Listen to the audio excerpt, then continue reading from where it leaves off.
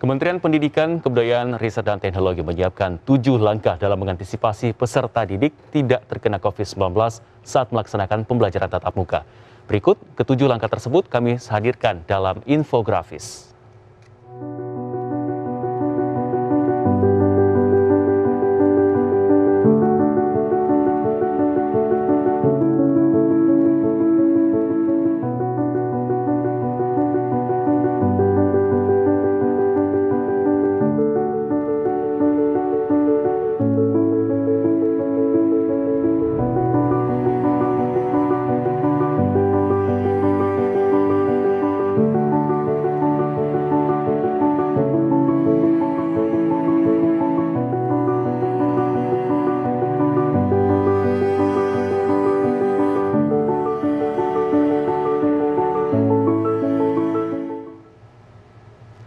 Saudara, Indonesia memperoleh bonus demografi, yaitu jumlah usia produktif paling tinggi dan menjadi generasi emas 2045 yang telah dicanangkan Menteri Pendidikan sejak tahun 2012.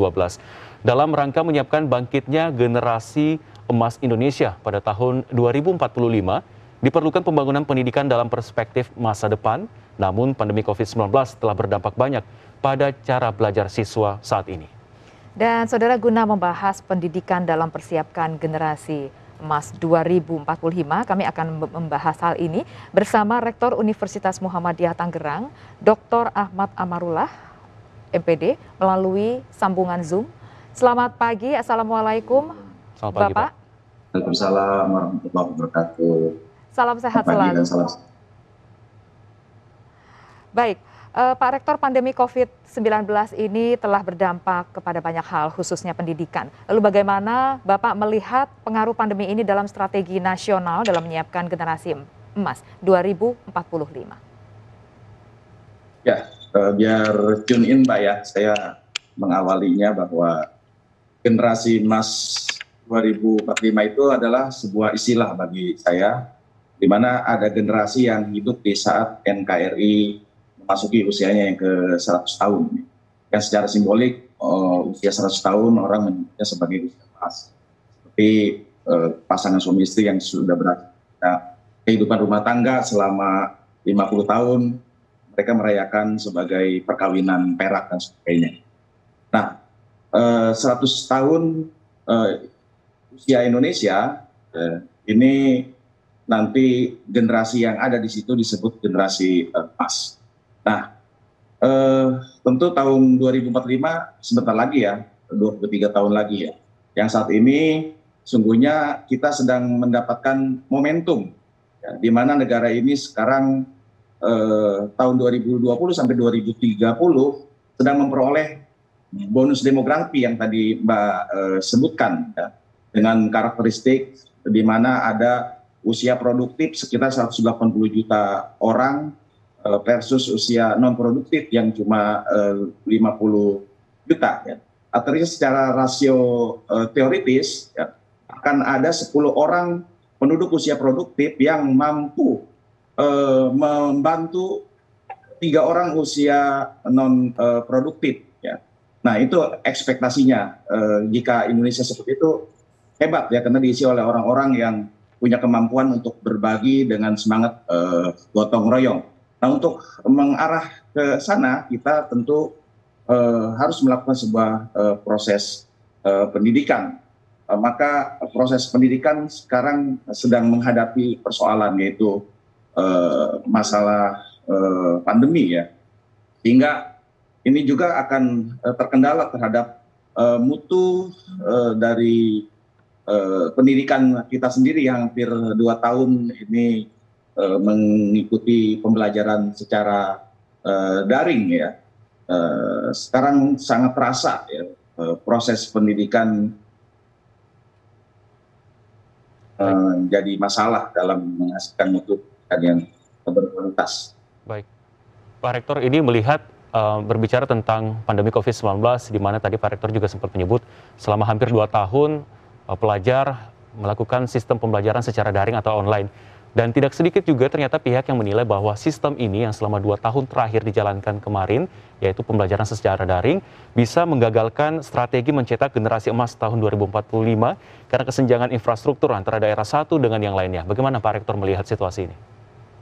Ya, memang ini sangat mengkhawatirkan ya, karena ada kesenjangan digital antara anak-anak muda di desa dan di perkotaan, yang mana di perkotaan itu sangat didukung oleh akses dan infrastruktur ya. Belum lagi nanti dampak dari stunting ya, gizi buruk di desa-desa yang menjadikan mereka ya dalam konteks pengembangan tumbuh kembangnya terganggu.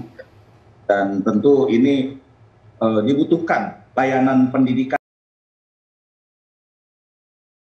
yang sangat ekstra bermutu.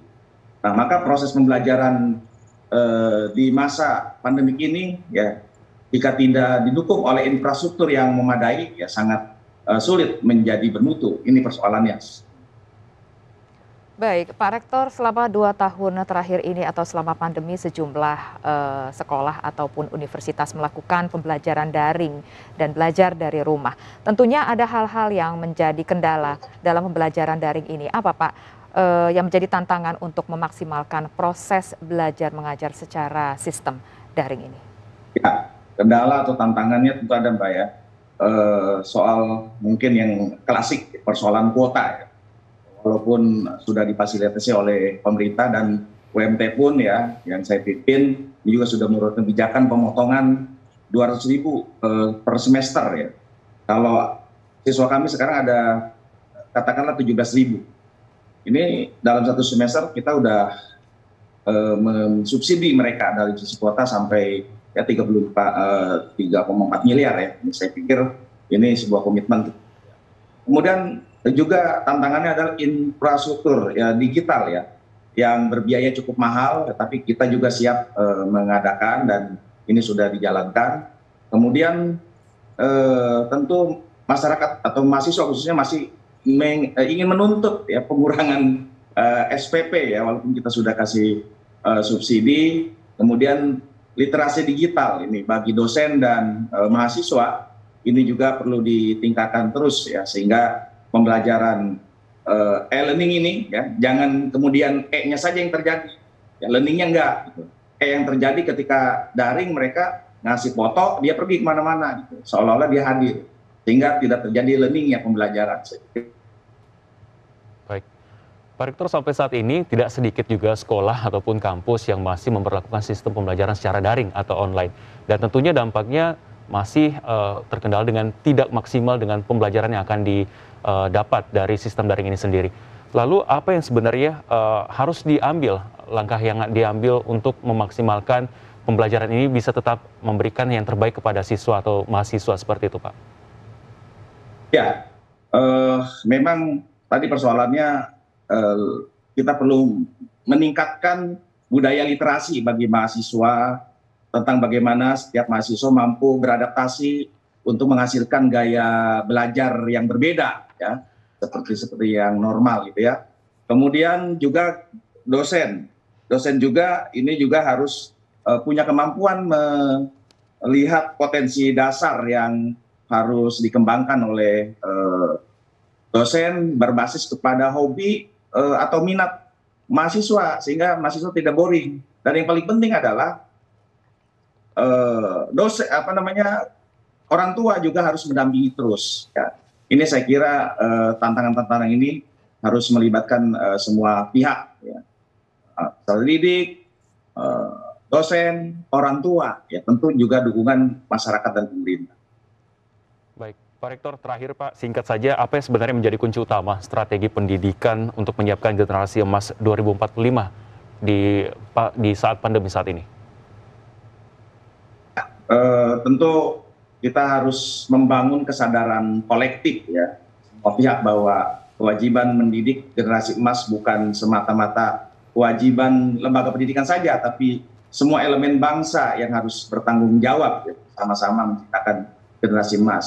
Generasi yang terpelajar, cerdas, kreatif, inovatif, berkarakter, kuat, sehat, dan menyehatkan, dan berperadaban unggul. Di antaranya santun dalam bermedsos, ya. Tidak seperti sekarang ini yang nampaknya kurang beradab. Seperti itu, Mas. Baik, Pak Rektor. Tentunya kita berharap agar pandemi COVID-19 segera berakhir sehingga seluruh strategi yang sudah dipersiapkan untuk mempersiapkan generasi emas 2045 bisa segera berjalan dengan lancar dan tercapai seperti itu. Baik, terima kasih Dr. Haji Ahmad Amarullah MPD, Rektor Universitas Muhammadiyah Tangerang, selamat bergabung bersama kami. Terima kasih Pak Rektor. Waalaikumsalam warahmatullahi wabarakatuh. Salam sehat selalu, Pak.